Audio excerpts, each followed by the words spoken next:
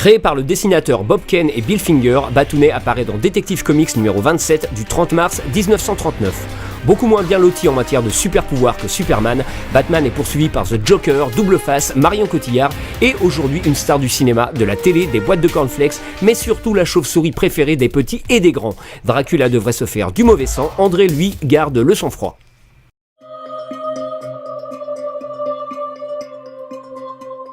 J'avais 10 ans à l'époque et en 66 c'était la grande Batmania. J'étais déjà fan de comics, mais bon, c'était vraiment un sujet qui me tenait à cœur. Et bon, pour les adultes c'était complètement stupide ce Batman en 66 la série, mais quand on est gamin de 10 ans, on trouvait ça vraiment très très fun.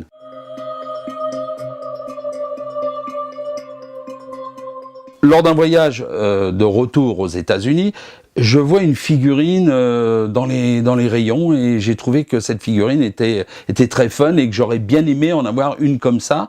C'était d'ailleurs une figurine Superpowers. Alors bon, ça commence, on a une figurine, puis après on s'aperçoit que dans cette collection-là, il y a aussi le Superman.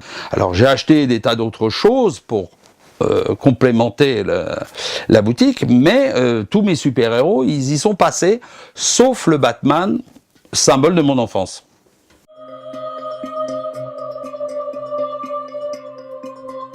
Les 5 pièces préférées, ça c'est difficile parce que j'ai quand même beaucoup de choses.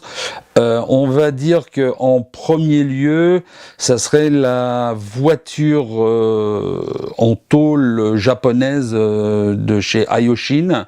Donc c'est une Batmobile, bien entendu, je l'ai complet en boîte.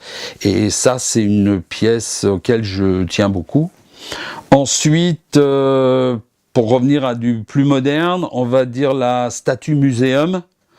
Batman, une des premières qui est sortie, avec vraiment le look Batman de ses débuts, c'est-à-dire vraiment le costume gris, la cape est noire, etc. Je dirais l'hélicoptère de chez Empire Toys, qui est très très grand et qui est fait exprès pour les poupées Mego Batman. Une statuette de Randy Bowen, qui lui était surtout spécialisé dans les bustes et les statues pour Marvel.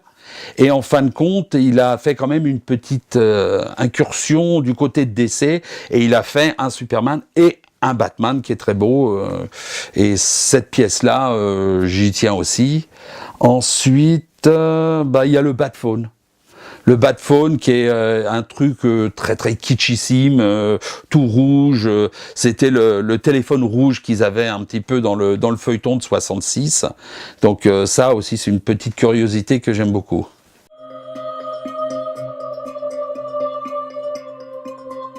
Vraiment le rêve ultime, ça serait de posséder une copie originale du Detective Comics 27. Voilà, de 1939. Là, ça me ferait vraiment plaisir.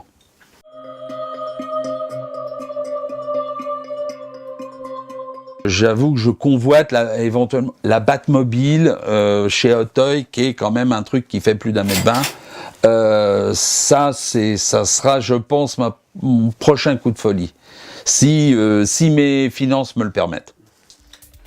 Bon, écoute, c'est pas tout, mais maintenant, il faut que j'aille bosser.